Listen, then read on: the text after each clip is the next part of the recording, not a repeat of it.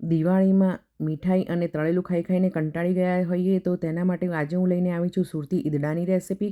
તો એકદમ less oil અને હાઈ પ્રોટીન રેસિપી છે. જો તમને જો ગમે તો લાઇક કરજો, શેર કરજો અને મારી ચેનલને સબસ્ક્રાઈબ કરજો. જય અંબે, જય શ્રી કૃષ્ણ મિત્રો. કુમુસ કિચનમાં તમારું સ્વાગત છે.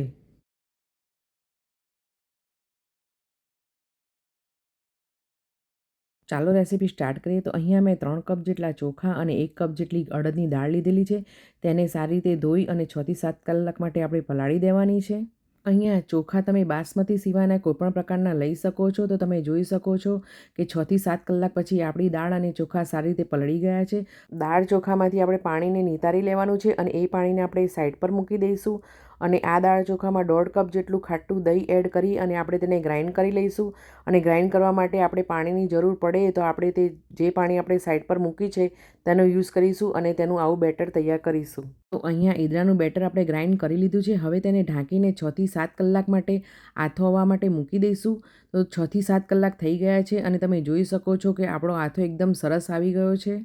બેટરને આપણે સાઈડ પર મૂકી અને એક પેસ્ટલ લઈ લઈશું. તેમાં 1 ટેબલ સ્પૂન જેટલા મરીને આપણે થોડા ક્રશ કરી લેવાના છે. તેને એકદમ ફાઇન પાવડર નથી બનાવવાનો. તો ઈદડામાં આ મરીનો ટેસ્ટ એકદમ સરસ આવે છે. તો તેને આપણે સાઈડ પર મૂકી દઈશું. હવે અહીંયા આપણે એક બાઉલ લઈ લેવાનું છે અને ઈદડાના બેટરમાંથી 3 ચમચા જેટલું બેટર આપણે આ બાઉલમાં એડ કરીશું.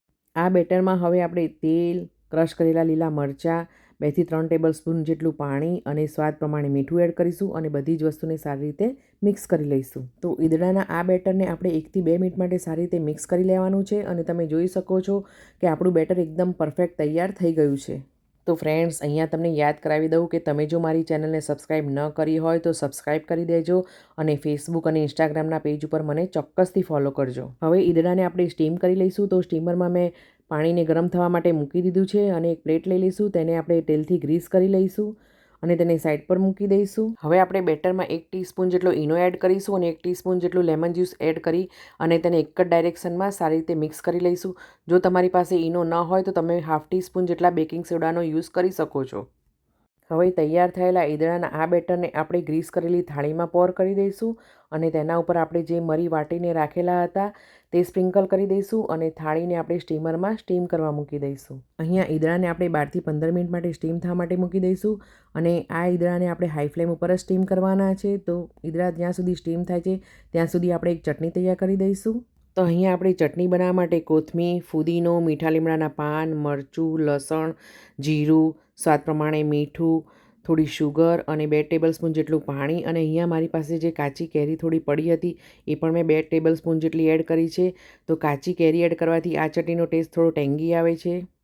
અહીંયા કાચી કેરીની જગ્યાએ તમે લેમન જ્યુસનો પણ યુઝ કરી શકો છો.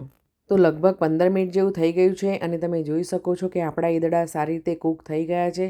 હવે આપણે તેના પર થોડું તેલ લગાવી દઈશું અને 5 મિનિટ માટે એને ઠંડા થવા દઈશું અને પછી તેને કટ કરી લઈશું. હું હંમેશા ઈદડા દાળ ચોખા પલાળીને જ બનાવું છું. તો દાળ ચોખા પલાળીને બનાવેલા આ ઈદડા એકદમ સોફ્ટ અને ફ્લફી બને છે.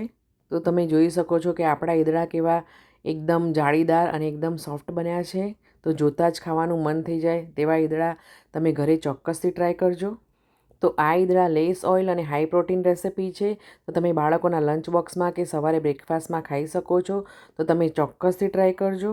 આ ઈદડાને આપણે વઘાર્યા વગર ગરમા ગરમ જ સર્વ કરવાના છે અને તેના ઉપર આપણે મરી સ્પ્રિંકલ કરેલા હોવાથી તેનો ટેસ્ટ એકદમ સરસ આવે છે.